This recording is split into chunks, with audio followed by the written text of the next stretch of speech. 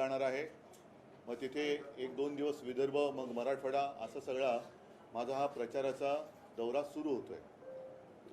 एकूण जर का आपण पाहिलं तर प्रचारामध्ये काही वेळेला मूळ मुद्दे बाजूला पडत आहेत की काय अशी एक शंका यायला लागलेली आहे।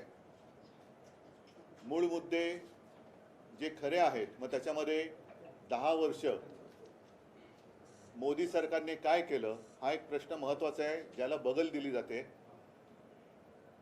आणि दुसऱ्याच कुठल्या तरी मुद्द्याला महत्त्व देऊन लोकांची दिशाभूल केली जाते।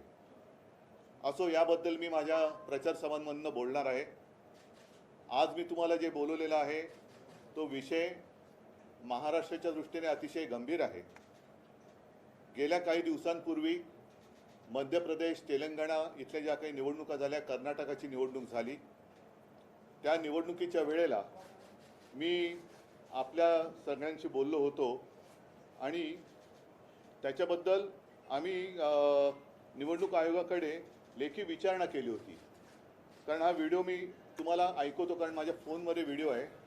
कदाचित आता तुम्हाला मी तो फोनमध्ये असल्यामुळे दाखवू शकणार नाही, पण हा जो व्हिडिओ आहे त्याचा आवाज मी बूथ में बटन दबाओ ना, तब जय बजरंग बली बोल करके सजा दे देना। पक्का दोगे ना? माताएं बहनें, विशेषकर आप सभी को अयोध्या में राम मंदिर का दर्शन करना है ना? करना है या नहीं करना है? खर्चा होगा ना? होगा ना? मगर मैं कहता हूं नहीं होगा।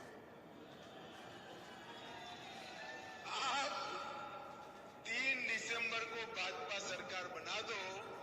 भाजपा मध्य प्रदेश सरकार सभी को बारी बारी फ्री ऑफ कॉस्ट अयोध्या में रामलल्ला का दर्शन करा देगी। मला वाटतं आपल्या माध्यमातून हा आवाज जनतेपर्यंत पोहोचला असेल। हे परत तुम्हाला ऐकवण्याचं कारण असं की त्याच वेळेला आम्ही निवडणूक आयोगाकडे एक विचारणा केली होती, तक्रार नव्हती केली, विचारणा केली होती आणि त्याला कारणही तसंच होतं।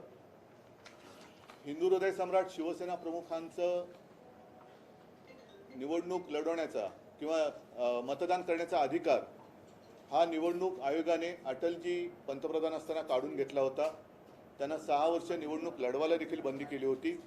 याचं कारण त्या काळात त्यांनी हिंदुत्वाचा प्रचार केला असा त्यांच्यावरती करप्ट प्रॅक्टिस असा ठपका ठेवून हा निर्णय घेतला होता।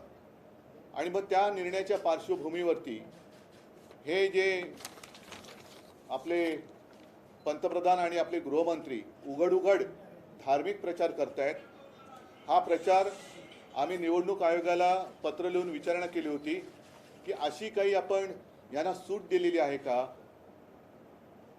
किंवा निवडणुकीच्या कायद्यामध्ये काही बदल केला आहे का, की पूर्वी हा आमचा अनुभव आम्हाला आल्यानंतर आज तर देशाचे पंतप्रधान आणि गृहमंत्री बजरंग बली की जय बोलून बटन दाबा सांगतायत। अगदी कचा नाही बोलले तरी बटन दाबा बोलतायत। अमित शहा, तुम्ही आमचं सरकार आणल्यानंतर रामलल्लाचं दर्शन मोफत करू असं आश्वासन देत आहेत। हा निवडणूक आचारसंहितेमध्ये मान्य केले गेलेला नियम आहे, त्याच्यात बदल केला आहे का हे आम्हाला पाहिजे होतं।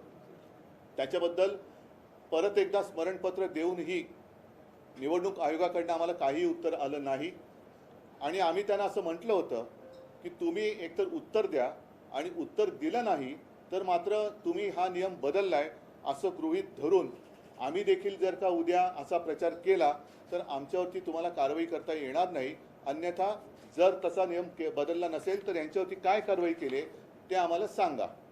आता आज हा विषय पुन्हा काढण्याचं कारण असं की गेल्याच आठवड्यामध्ये आमची निशाणी आता बदललेली आहे। शिवसेना उद्धव बाळासाहेब ठाकरे या पक्षाची निशाणी आता मशाल आहे आणि साहजिकच आहे, निवडणूक म्हटल्यानंतर एक प्रेरणा गीत लागतं। अगदी त्याला प्रचाराचं गीत म्हणा अथवा नका म्हणू, पण एक प्रेरणा पाहिजे। जसं पूर्वीचं आमचं एक शिवसेनेचं गीत आहे, ते गीत गावागावात खेड्यापाड्यात आजही कोणताही कार्यक्रम असला तरी जनता आवडीने आणि उत्साहाने ते ऐकते, वाजवते, गाते। तसंच आम्ही मशाल गीत हे आपल्या माध्यमातून संपूर्ण महाराष्ट्रासमोर ठेवलं होतं, याची तुम्हाला आठवण आहे शिवसेना भवनमध्ये। ज्या वेळेला निवडणूक आयोगाकडे गीत गेलं तेव्हा निवडणूक आयोगाने आम्हाला काल पत्र लिहिलेलं आहे आणि त्यातले 2 शब्द त्यांनी काढायला लावलेले आहेत. आता हे शब्द कोणते आहेत तर त्याच्यामध्ये एक कडवं असं आहे की हिंदू हा तुझा धर्म, जाणून घे हे मर्म, जीवन कर त्यास तू बहाल. आता याच्यातला हिंदू धर्म हा शब्द त्यांनी काढायला लावलेला आहे. आमच्यावरती जे टीका करतात उद्धव ठाकरेंनी हिंदुत्व सोडलं, ते राज्यकर्ते आहेत, त्यांच्या हाताखाली हा निवडणूक आयोग काम करतो. आता त्यांनी सांगावं हिंदू धर्म काढायला लावणं हे योग्य आहे का? कारण मला असं वाटतं की मनोहर जोशींची जी केस झाली होती सुप्रीम कोर्टात, त्यामध्ये हिंदुत्व हिंदू धर्म याच्याबद्दलची व्याख्या ही स्पष्ट करण्यात आलेली आहे. आणि त्या पलीकडे जाऊन सांगतो की आम्ही कुठेही याच्यामध्ये हिंदू धर्माच्या आधारावरती मत नाही मागितलेलं. हिंदू धर्माच्या आधारावरती मत, आम्हाला हिंदू आहोत म्हणून मत द्या असं कुठे म्हटलेलं नाही. पण आम्ही हिंदुत्व सोडलं, आम्ही हिंदू धर्म सोडला हे आवई उठवणाऱ्यांनी आणि त्यांच्याकडचा चाकर असल्याप्रमाणे वागणाऱ्या निवडणूक आयोगाने याच्यावरती उत्तर द्यायला पाहिजे. आणि दुसरा महत्त्वाचा मुद्दा जो अत्यंत गंभीर आहे, हे 2 व्हिडिओ तुम्हाला मी मुद्दामून दाखवले. त्याच्यामध्ये आपले तत्कालीन पंतप्रधान, मी तत्कालीन म्हणतो कारण आता निवडणुकीमध्ये सगळं काळजीवाहू असतं, पंतप्रधान असं म्हणालेले आहेत की बजरंगबली की जय बोलून तुम्ही बटन दाबा. अमित शहा म्हणालेत की तुम्ही आम्हाला मत द्या, आम्ही तुम्हाला रामलल्लाचं दर्शन घडू. आम्ही सुद्धा राम भक्त आहोत, आम्ही सुद्धा हनुमान भक्त आहोत.